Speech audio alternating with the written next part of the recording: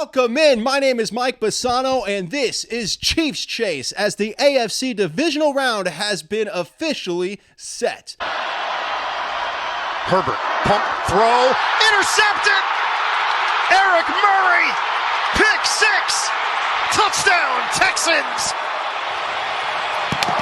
The AFC went completely chalk in the wild card round, which, if you listen to any prediction out there, I didn't see any that had this going full chalk. 2 wins, 3 wins, and 4 wins. So the Houston Texans are coming to Kansas City to face the Chiefs in the divisional round, and we have a lot to get to with this game. We'll get to it throughout the show because we also have some things to touch on as it relates to the wild card round and how it relates to the Kansas City Chiefs. We have a full show for you here. The Chiefs didn't play, but a lot of things related to the Chiefs happened over the AFC playoffs. Now, I'm recording this right before the beginning of the NFC wildcard round, and we'll do a midweek blitz. So if anything happens with the NFC rounds that impact the Chiefs, I sincerely doubt that. But if it does, we will cover it on the midweek blitz as we lead in to the divisional round as the Chiefs take on the Houston Texans.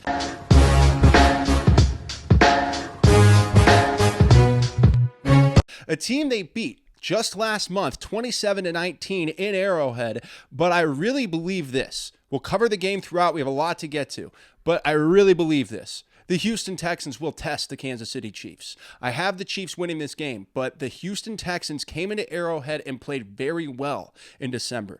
And only when Tank Dell went down with a devastating injury did we really see the Houston Texans start to trip up. And we saw them not play very well, because Tank Dell went down and it looked like C.J. Stroud was absolutely devastated by it. So this is a tough matchup for Kansas City for a multitude of reasons, and we'll get to why that is throughout the show. But there's one player in the NFL that I never want to hear compared to Patrick Mahomes ever again in my entire life. We'll tell you who that is coming up here in just a few minutes. But first, even better than Vinovich talking. Trying to explain why there was no call on the back of the end zone. Yeah, sorry. The refs are on the Chiefs side? Did you watch the Bills game? A referee goes over to Josh Allen after they miss a ticky-tack holding penalty in the end zone on Patrick Surtain, and he consoles Josh Allen and apologizes to him for missing the call? Could you imagine if Patrick Mahomes had that happen to him on the sideline, where he's sitting on the bench and a referee comes over and says, "Hey, I'm sorry we missed that call for you, buddy." The internet would literally shut down. Not just Twitter, not just Instagram, the whole internet would be shut down if that happened to Patrick Mahomes because everyone's so biased against the Chiefs. They think the referees are handing the Chiefs games? The referees let Josh Allen throw a hospital ball to his pass catcher that then got inadvertently hit. And then, of course, when who was it that hit him? Let's see, Ray Davis gets destroyed by a Josh Allen hospital ball, but then they bail him out because they call a 15-yard penalty on the defender. What world is it where the referees bail out terrible quarterbacks like Josh Allen that can't help but throw fucking hospital balls? I can't believe I just dropped an F-bomb. That's where I'm at right now. He throws a hospital ball and gets bailed out by the referees. Yet people think the Chiefs are favored by the refs. People think Patrick Mahomes gets special treatment by the refs while Josh Allen's throwing hospital balls and getting bailed out and having a referee come over to him and apologize for missing a ticky-tack defensive holding penalty? What world is this? The NFL should be absolutely embarrassed with the clear bias that was shown to the Buffalo Bills today. And if that continues throughout the playoffs, and I suspect it will, it means the Chiefs are going to have to be that much better if, in fact, they play the Bills in the AFC Championship game, because you're not just playing against the Bills anymore. You're playing against the Bills and the referees. Never, ever has it been more evident than today during the wild card round that that's happening. So saddle up, because if Josh Allen does come to Kansas City, you're not just playing against Josh Allen and the Buffalo Bills and Sean McDermott. You're playing against the referees too, just like the Denver Broncos had to today. The Denver Broncos had to beat the referees today. And by the way, that game was much closer than the final score. If Will Lutz doesn't doink that field goal at the end of the first half and ties the game going into the locker room for halftime at 10, it's a totally different ball game. Here's Lutz. Dixon on the hold and the kick. Oh, no good. You felt the momentum and the energy just get sucked right out of the Broncos with that miss. A doink is a really tough way to go into the locker room. And we know, as Chiefs fans, that a doink that goes the right way, that can be a huge uplifting moment for your season. So the football wins, the football gods, the momentum, whatever you really want to call them. I know people get mad when I say football gods because everybody's so sensitive. There's only one God. Guys, we know. We know there's not actual gods overlording football. However, there's some weird stuff that happens when you tend to disrespect the game or have a doink or have something happen. What it really is momentum. But I like to call it the football gods. So the football gods stepped in, and when you get a doink, it kills that momentum. And that's what happened to Will Lutz and the Denver Broncos today. So the Buffalo Bills run away with the victory with a lot of help from the officials. And now it looks like the Kansas City Chiefs are potentially going to be seeing the Buffalo Bills at Arrowhead. I say that because I don't think the Ravens can beat the Bills again the way they did earlier this year, considering they're going to have to play against the referees as well. Because that's what's going on in Buffalo right now. Anybody who watched the game today, it's become absurdly clear that the Buffalo Bills are in the pocket of the referees and that Josh Allen is the golden boy of the NFL. Having a referee come to him on the bench and apologize to him for missing a ticky-tack call? How in the world could a referee be so stupid to not understand the optics of how insane that is? That's going to blow my mind for the entire week. How do you not understand the optics of going over to the sideline, over to the bench to go bend down and console a quarterback because you guys didn't throw a potential holding penalty on a play that really wasn't a good play by the Bills in the first place? And then Josh throws on the very next drive. Josh throws a fucking hospital ball and gets what? Ray Davis? Is that his name? Is that who it was? I wrote it down. It was a running back, Ray Davis. Yeah, Ray Davis gets destroyed because Josh Allen throws a bad ball and he gets a 15-yard penalty, leading to a touchdown for the Bills. An absolute joke of a football game in Buffalo today. But we'll move on from it because I feel like I've said all I've had to say.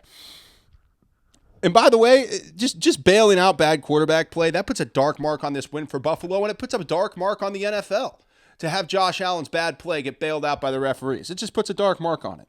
Now, in case you needed more proof that the refs are not favoring the Chiefs, we actually got some yesterday during the Texans and Chargers game. We'll explain that coming up in a few minutes because that's some intense BS that's got me all fired up today. I am more fired up today than I normally am because I cannot believe how terrible some of the officiating has been and some of the weird plays throughout the first round of the playoffs has been for the AFC. I am floored by how bad some of this has been, but we'll get to all of it. Now, one player I never want to hear compared to Patrick Mahomes again. Let's do it. I never want to hear about Justin Herbert being compared to Patrick Mahomes ever again in my entire life. He goes into the wild card round of the playoffs against a Houston Texans team that he should have a really good chance at beating, and he throws 4 interceptions?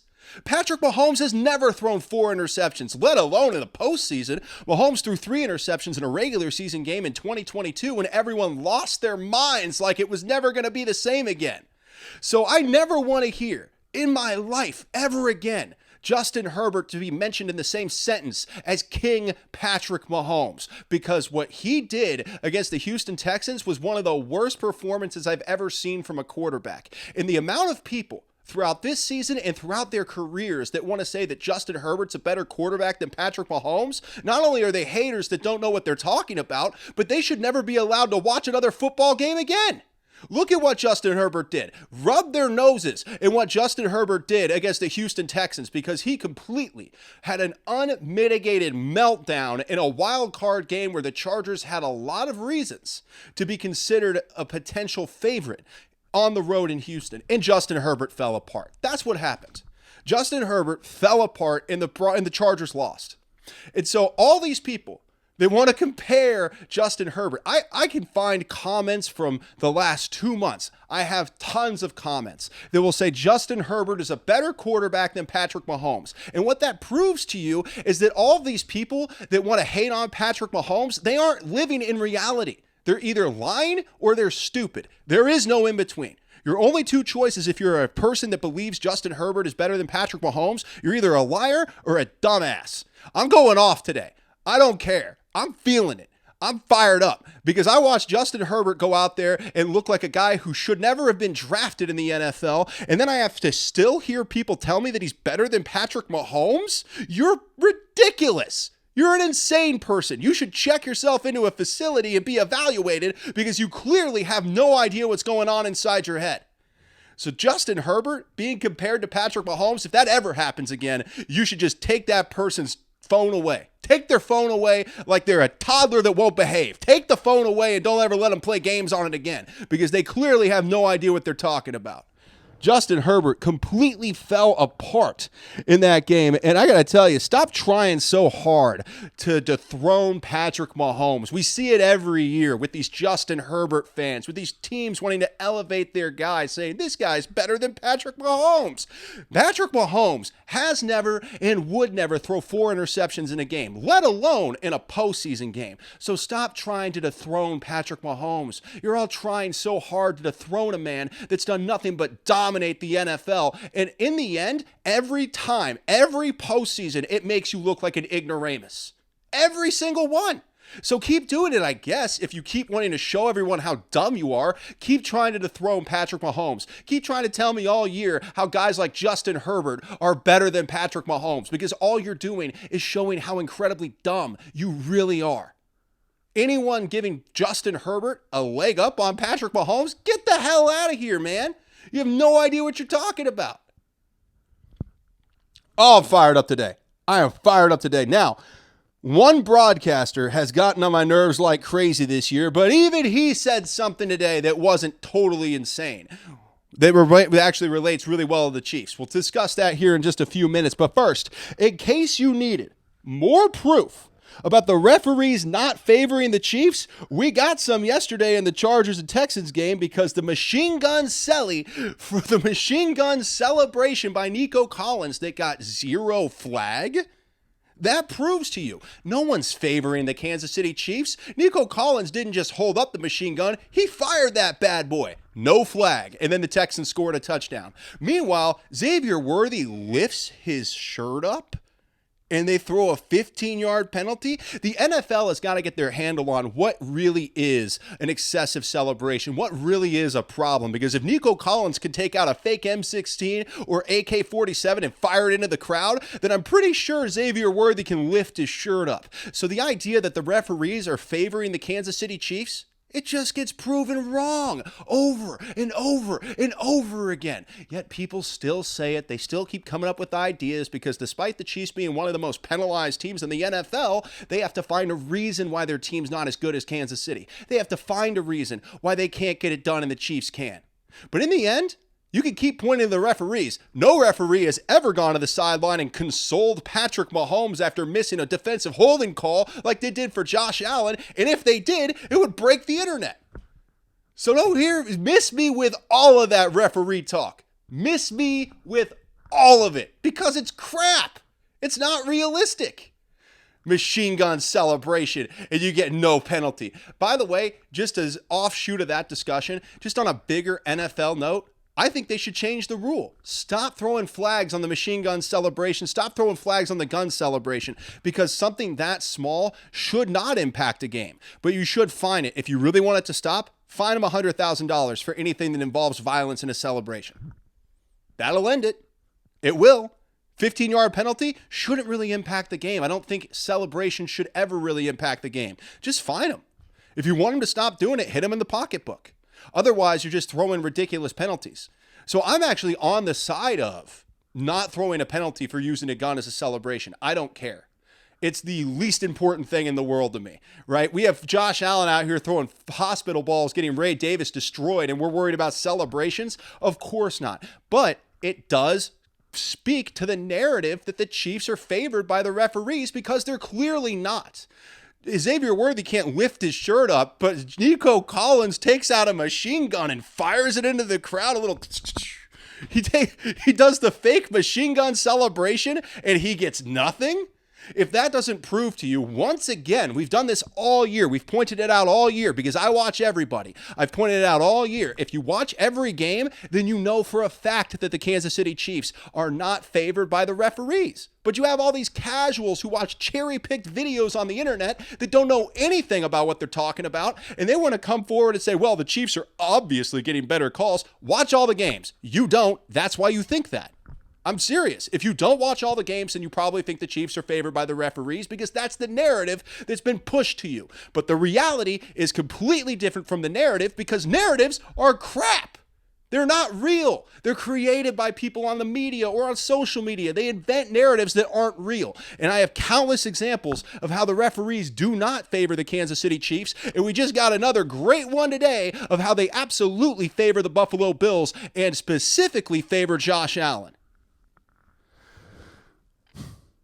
Now, one broadcaster has gotten on my nerves. We'll get to that in a second. There's one major factor when it comes to the Chiefs and Texans that will help decide that game. We're going to transition after this discussion to all Chiefs-Texans stuff. The reason I kept this mostly towards the end is because there's a lot of stuff that's hot right now that I want to hit on. Chiefs-Texans, we're going to discuss it now. We're going to discuss it on the midweek blitz. There's going to be a lot of time to discuss Chiefs-Texans, but we will get to it right after this as one broadcaster gets on my nerves like crazy. The amount of times during a game that I say, shut up, Tony, is unbelievable. Whenever Tony Romo is calling a game for CBS, the amount of times that I just go, gosh, shut up, Tony, it's just constant. Maybe I'm the only one who can't stand Tony Romo, who thinks that he says the most generic, ridiculous things, but with high energy, so it's fine. I can't handle it. And today, Courtland Sutton makes a great catch. He goes, ooh, is it a catch? I don't know. It was an obvious catch, Tony. Shut up. Every time, I'm like, God, shut up, Tony. And then there's another that catch in the back of the end zone on 4th and 1 for the Broncos, or for the Bills, rather. There was a touchdown. And they're like, yeah, that's clearly a touchdown. I don't know. His left foot hit out of bounds. If it was a touchdown, it was a touchdown by an inch. But whatever. It wasn't the difference in the game, so who cares? But the point is, Tony Romo is one of the most irritating broadcasters that's ever existed in the NFL to me. Every time I hear him talk, I'm like, shut up, Tony. Oh, Courtland Sutton makes a clear, beautiful catch on the sideline, puts 2 toes in the grass, very easy. And Tony's like, oh, but was it really a reception? I don't know, Jim. Shut up, Tony. You're a ridiculous human being that nobody takes seriously anymore. Maybe 6 years ago when you were calling out what plays were about to happen, people enjoyed watching you. But now it just sounds like a guy's talking randomly, making no sense, rambling about God knows what. And half the game I'm going, God, I really wish they just cut Tony Romo's mic. I don't know how he got saddled up with Nance, man. He was really good at the beginning. I don't know what happened. Romo at the beginning, I was down with him. He was clearly intelligent, knew what he was talking about, understood the game, understood the players in the game. But here's the deal. As a broadcaster, it takes time.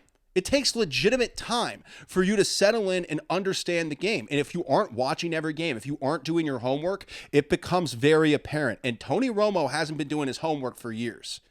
So when he first started out, he didn't have to do homework. He already knew all these teams. He was playing. Right? That's the beauty of bringing in a player who just finished a year ago. He knows all these teams. He's watching tape on all these teams. So he understands the game as it is right now. But now that Tony Romo is pretty removed from the NFL, he has to do homework, and he's not. And it's clear, and it's frustrating to watch, especially considering that he's still the marquee announcer for CBS.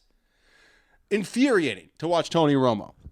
I know. What are we talking about? You know why? Because Tony calls a lot of Chiefs stuff. And I will say this. Aside from all my frustration with Tony Romo, he said something today during the Broncos-Bills game that was 1,000% true, albeit a very generic thing to say, but still 1,000% true. Tony Romo made a great point saying that converting 3rd and 4th down is the key in the playoffs, and he is absolutely right. And there's nobody in the NFL that's better on 3rd down and 4th down than the Kansas City Chiefs. Everybody wonders, how do the Chiefs always win? How do they always find a way? It's because they dominate on 3rd and 4th down. That's the difference between teams that are just okay during the regular season, maybe potentially having a shot in the postseason, and teams that are perennial contenders.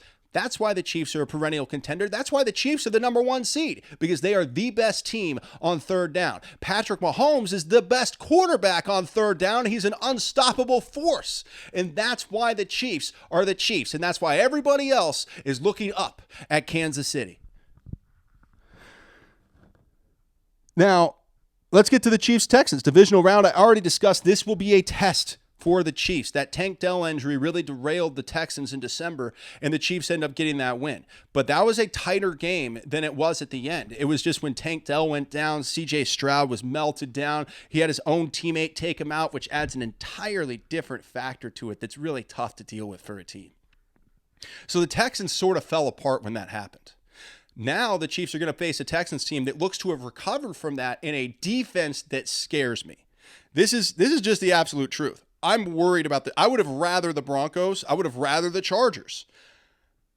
I don't think the Steelers had a shot. I never thought the Steelers had a shot, but I thought the Chargers and the Broncos had a shot. I would have rather the Chargers or Broncos just because the Texans have a pass rush and a secondary that's going to cause significant problems for the Chiefs. The Chiefs are much better at protecting Patrick Mahomes now. They're much better at protecting Patrick Mahomes than they were early in the season, ever since moving Joe Thuney outside. But that Texans pass rush is an absolute unit and something that the Chiefs offensive line will be tested by in the divisional round. That is the number one thing I'm focused on, because that secondary and pass rush of the Texans is the real deal. So the Chiefs offensive line, this is the test. You've been working all season long to get those guys solidified. Move Joe Thuney out to left tackle. Make sure that the Kansas City Chiefs have an offensive line that can at least give Patrick Mahomes average time in the pocket. They've solidified that, but they haven't been as tested as they will this week against the Houston Texans, because that secondary with that pass rush is very difficult. So that's the number one thing I'm focused on going into this week. Will the Chiefs' offensive line, that's been shifted around the whole season because of their inability to protect Patrick Mahomes, will they continue to be that offensive line that we saw at the end of the season with Joe Thuney moving to left tackle and being fantastic? Or will they revert backwards? If they revert backwards, it's a big problem. So the number one part of the team, the biggest position group for the Kansas City Chiefs going into this game against Houston is the offensive line. They have got to make sure that they are able to stop Will Anderson and the monsters in that defensive pass rush for the Houston Texans, because that will be the key to this game. Another thing that's big, this game will come down to Spags. If C.J. Stroud gets going, if that offense for the Houston Texans gets going, it's obviously a problem. We saw what happened against the Chargers. Now, a lot of that was defensive driven, but C.J. Stroud is still a really talented quarterback. They still have a lot of guys to really like on that Houston Texans offense. But I trust that Steve Spagnuolo will be the difference in this game. Steve Spagnuolo is one of the greatest defensive coordinators of all time. In my opinion, the greatest defensive coordinator of all time. Dick LeBeau is great. I put Spags ahead of him. 4 Super Bowls as a DC. 3 with the Chiefs, 1 with the Giants. One of the greatest defensive minds, I think the greatest defensive mind of all time. And the game against the Texans will come down to Steve Spagnuolo's defense and the ability to constrict C.J. Stroud and the Houston Texans. That will be a massive part of this game, and I think one of the number one things that people are talking about leading into this. Can Steve Spagnuolo, with his incredible ability to create disguised coverages, disguised blitzes, to make quarterbacks feel uncomfortable, can he get in C.J. Stroud's head so badly that Stroud starts making mistakes and gives the ball to the Chiefs? That will make sure that the Chiefs emerge victorious and host yet another AFC championship in Arrowhead. Couple more things to get to before we wrap things up. This will be a little shorter Chiefs chase since the Chiefs haven't played a meaningful game since Christmas. That's the thing. I love doing this show. I'll always do this show, but I'll cut it a little short if it's like, what are we talking about? Well, there's a lot of other games going on. There's a lot of other teams going on. I want to cut all the fat out, give you the best. I don't want to be like, sports talk radio shows, which I used to host for 10 years. There's a lot of fat in those shows. You got to fill 4 hours. It's hard. The nice thing about this show, I cut out the fat. I give you what you need to know. I give you what I think and all that stuff. What I think is most important. Not necessarily what I think you need to know, but what I think is most relevant. Right? There it is. There we go. It's a better way to say that. When I say what I think you need, what you need to know, it's like, I give you other stuff too. It's not just what you need to know, but it's what I think is most relevant. So that's what this show is. And I love doing this show. And thank you guys so much for enjoying the show with me, because it's the best thing in the world to me. I love this. So a few more things to get to with the Houston Texans and the Kansas City Chiefs. A big thing. Andy Reid with 2 weeks to prepare is an absolute monster. Nobody wants to face Andy Reid when he has 2 weeks to prepare. His bye week record is the stuff of legend. Andy Reid with 2 weeks to prepare is an untouchable head coach. And that's why everybody expects the Kansas City Chiefs to be in the AFC Championship game. DeMeco Ryans is a great head coach. CJ Stroud looks to be like a great quarterback. But when you're going up against a Hall of Fame coach like Andy Reid and what he's able to do with a bye week, you're pretty much understanding that you start with the deck stacked against you. You start with a significant disadvantage. And that's what has to make every Chiefs fan optimistic with Houston coming to Kansas City, knowing that Andy Reid has 2 weeks to prepare and get ready. Because when you give him that extra week and you give those guys some rest with some fresh legs, you're going to see an absolute juggernaut come out of the tunnel in Arrowhead next week. Andy Reid factor is important here because a lot of people don't think enough about how much Andy Reid really plays into these playoffs. I think during the regular season, we understand Andy Reid's a really good coach. We know Andy Reid's a really good coach, and that's awesome. But how good he is in the regular season fails in comparison to how dominant Andy Reid is in the playoffs, especially since he got Patrick Mahomes. Andy had issues in the playoffs before Patrick. Alex Smith, it was tough. Remember that game against Pittsburgh, the one that sparked them to go get Patrick Mahomes? In Arrowhead, 2016 season, so it was January 2017. I was there. I hosted a pregame show for 610 Sports Radio from Kauffman Stadium. And then I walked over after the pregame show to watch the game against the Steelers, and it was one of the most painful playoff experiences I've ever had because Alex Smith just couldn't get it done. They was 14-12, and the Chiefs never scored a touchdown. Then the Chiefs went and drafted Patrick Mahomes. And since drafting Patrick Mahomes, Andy Reid has become a completely different coach in the postseason. He's become one of the most incredible postseason coaches we've ever seen. After he struggled for 24 years before Patrick Mahomes, never winning a Super Bowl, now with Patrick, Andy Reid has this groove as a head coach. Ever since he got that monkey off his back and got his first Super Bowl, he's come into a groove as a postseason head coach who is unbelievably untouchable when it comes to making big decisions in big moments. And that has to make you very confident going up against a very talented coach in DeMeco Ryans, but an inexperienced coach in DeMeco Ryans. So the Andy Reid factor for the Kansas City Chiefs is absolutely palpable going into the divisional round of the playoffs. I can't wait to see what Andy has in store for these guys because it's going to be magical. I promise you that. Now, a decisive win for the Texans, I think, is a good thing. I really do. I think a decisive win, if they had a close victory or something like that, maybe they could have that emotional high and ride on it. The good thing about the Houston Texans having a decisive win in the wild card round of the playoffs before coming to Kansas City is that they can start to buy into their hype a little bit. It happens. We see it every year. A team blows out somebody in the wild card round and the players start feeling themselves a little bit. They read the press clippings. They start looking at their social media and seeing everybody tell them how great they are. And then they walk into a buzzsaw at Arrowhead Stadium. That's what I expect to happen for the Houston Texans. They're going to get real bought into their hype train. Everybody in Houston's going to talk about how this is their year because that's what happens. You get excited about blowouts. You start buying into yourselves after blowouts. You start feeling yourself after the playoffs. And then you get a rude awakening. And I fully expect that rude awakening to happen in Arrowhead against the Houston Texans. So that's exciting. That's another big reason to be optimistic going into this week in the divisional round of the playoffs for the Kansas City Chiefs. Tons of reasons for optimism, and they keep coming, man. Let's get going. We got a couple more things to get to here. The Chiefs likely win this game, right? I have it, but I don't think it'll be a walk in the park. Because the Texans, despite the lack of experience when compared to Andy Reid, which that's fair. They lack experience when it comes to being compared to Andy Reid or Patrick Mahomes. But the Texans, this isn't their first time, right? As rookie head coach and rookie quarterback, DeMeco Ryans and CJ Stroud made the playoffs last year, and they didn't win.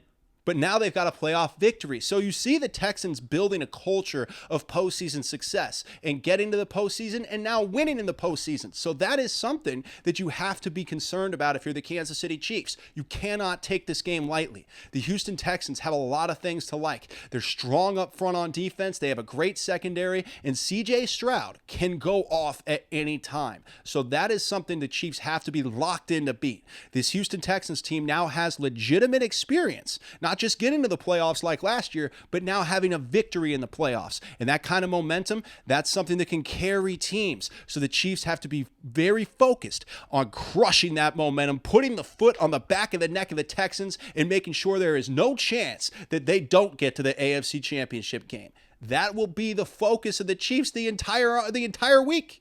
The entire week, the focus of the Chiefs has to be taking that momentum from the Houston Texans, ripping it from them, and burying it. That has to be the focus, because the Houston Texans are going to be riding high on a win, their first win under DeMeco Ryans in the playoffs, and they are going to be riding so high on it that the only way to stop that is to knock them right off their horse. And that's what I expect the Kansas City Chiefs to do. I want Mike Pennell all day. Yeah, Mike Pennell. People talk about the stars. Talk about him. Talk about Chris Jones. He's amazing, right? He is. But what we need in Kansas City when it comes to playoff time is a dog. And Mike Pennell is a dog on the Chiefs defensive line. And he's been with the Super Bowl teams. He's ready to rock and roll. I can't wait to see what Mike Pennell does against the Houston Texans. I know. That's a prediction from left field for a lot of you. But if you've been watching this show all year, I'm always looking for that dog on defense, what I like to call the Frank Clark of the defense, because I love that fire, that intensity, that anger that Frank Clark brought to the team.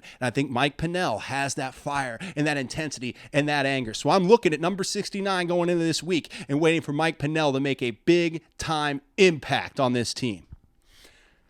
This has been Chiefs Chase.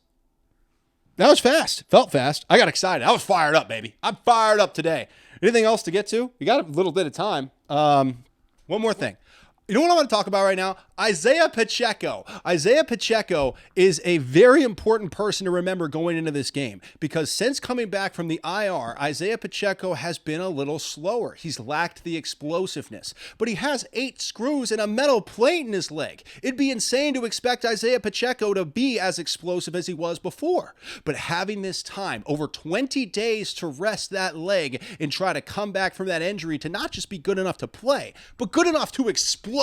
That's what we want from Isaiah Pacheco, and I think we're going to see that in the divisional round. And when Pop goes off, this whole offense changes, just like it did in 2022 and 2023. So Isaiah Pacheco, get fired up, because I'm ready to watch him run like he hates the grass, like we've always seen Isaiah Pacheco be. That time off is going to help heal that leg to a point where he can explode on the Houston Texans, and that is a big, big factor going into this game for the divisional round. There we go. Now I feel good. I feel like there was just something I needed to get off my chest. This has been Chiefs Chase. My name is Mike Bassano. Thank you so much for joining me on Wildcard Weekend, which is really the least stressful weekend we've had for a while, because there's 0% chance the Chiefs are going to lose, and we know they're going to play next week. So thank you guys. I appreciate you. I really appreciate how much you enjoy the show. I appreciate your follows, your DMs, your comments, everything that you guys do, the shares of the show, the shares of the clips. You guys are the best. Thank you so much. And if you've listened to this part of the show, I love you. You're incredible. Thank you. And there's nowhere else I'd rather be than talking about the Kansas City Chiefs. So it means the absolute world that you want to be here with me. Thank you. Have an amazing week. Stay safe out there, whether you're in a blizzard or a wildfire. Stay safe. We care about you. Have an amazing week.